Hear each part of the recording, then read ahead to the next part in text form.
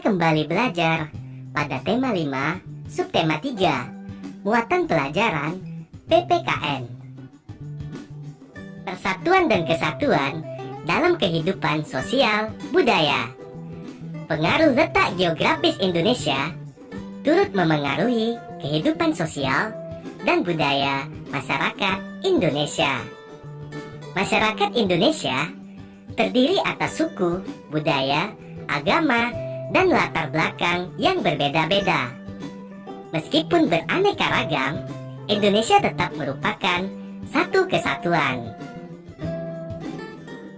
Kesatuan dalam bidang sosial memiliki makna bahwa bangsa Indonesia terus berusaha untuk mencapai tingkat kemajuan masyarakat yang seimbang dan merata, yang selaras dengan kemajuan bangsa.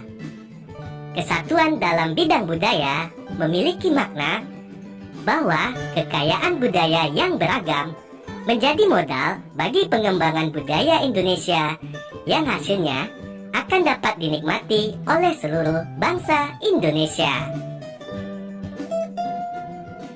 Berikut ini adalah contoh sikap yang menunjukkan persatuan dan kesatuan sosial budaya.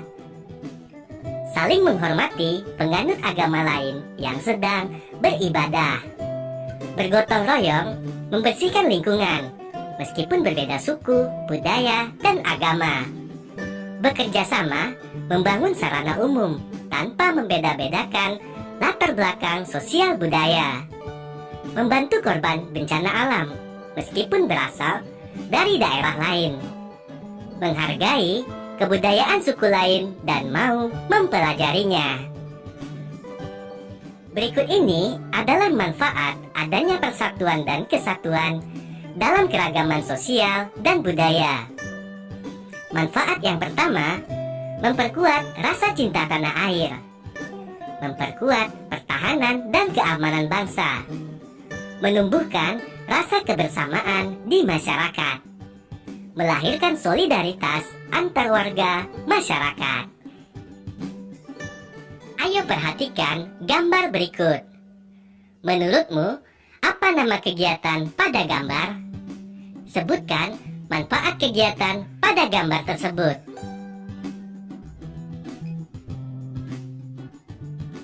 Persatuan dan kesatuan dalam kegiatan ekonomi.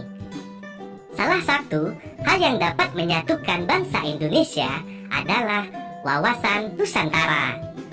Wawasan Nusantara adalah cara pandang dan sikap bangsa Indonesia terhadap diri dan bentuk geografisnya. Wawasan Nusantara mencakup berbagai bidang, salah satunya kegiatan ekonomi.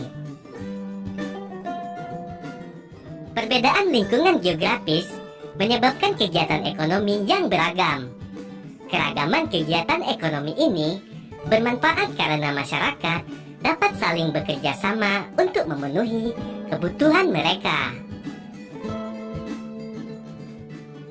Contoh persatuan dan kesatuan dalam kegiatan ekonomi adalah pemenuhan kebutuhan pangan.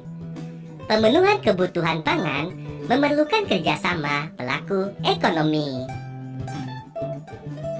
Berikut ini adalah berbagai cara menjaga persatuan dan kesatuan dalam kegiatan ekonomi. Cara yang pertama, bersikap terbuka terhadap pelaku ekonomi lain, meskipun berbeda suku bangsa, budaya, dan agama. 2. Menghormati dan menghargai sesama pelaku ekonomi. 3. Menyelesaikan masalah yang dihadapi secara musyawarah. 4. Memanfaatkan sumber daya alam dengan bijaksana. Dan yang kelima, menjalin kerjasama dengan baik dan bersikap jujur. Berikut adalah manfaat persatuan dan kesatuan dalam kegiatan ekonomi. Manfaat yang pertama, kebutuhan ekonomi seluruh rakyat Indonesia dapat terpenuhi.